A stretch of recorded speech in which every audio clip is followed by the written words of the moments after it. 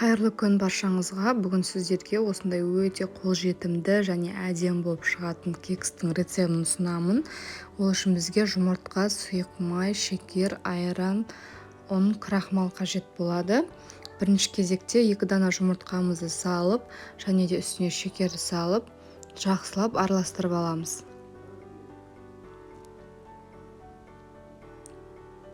Жұмыртқа мен шекеріміз аппақ болғанша араластырамыз.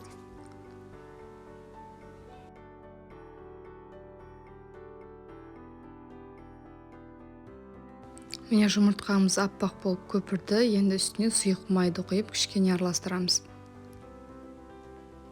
Содан соң үстіне айран құямыз. Айранды алдын ала шығарып қойыңыздар, мұздай болса болмайды, көтерілмей қалады, сол себепті кішкене жылы болу керек. Содан соң крахмал, ұн, разрыхитель саламыз.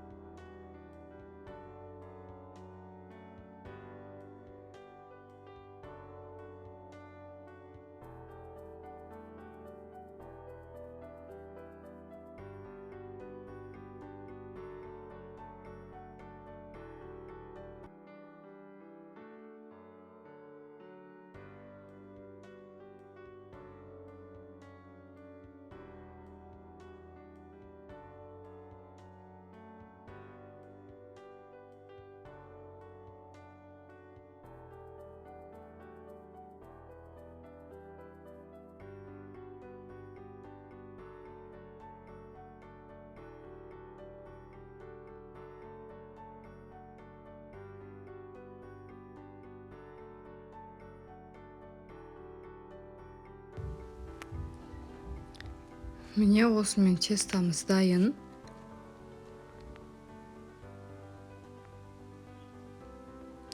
Сұйықтығы шамамен осындай болып шықты.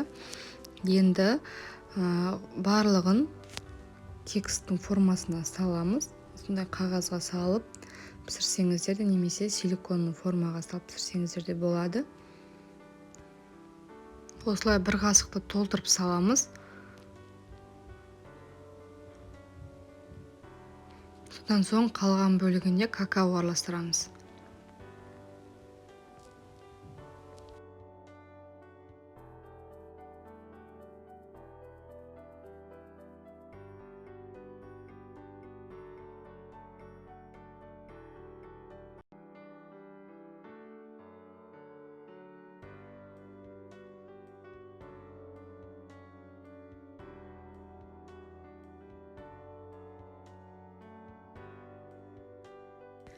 Міне барлығын құйып болғаннан соң қалған жарты бөлігіне какао және кішкене айран қосып араластырып аламыз.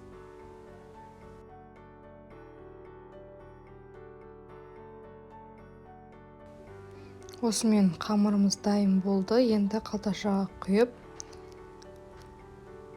қалған бөлігін формамызға құятын боламыз.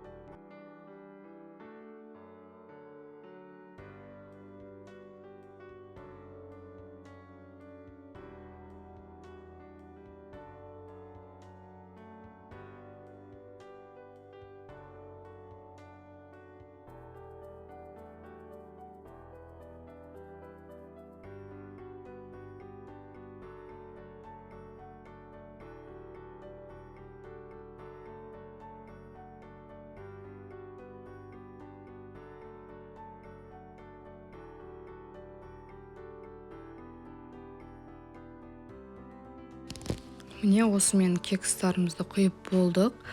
Шамамен 12-13 штук шығады.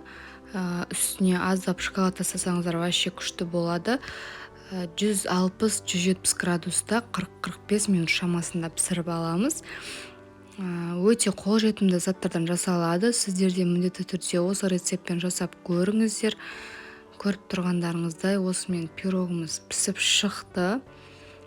Өте әдемі болып шықты. Сіздер де осы рецептпен жасап көріңіздер. Міне сіздерге арасын бөліп көрсетейін. Прям шоколадтары езіліп, начинка сияқты болып, күшті болып шықты.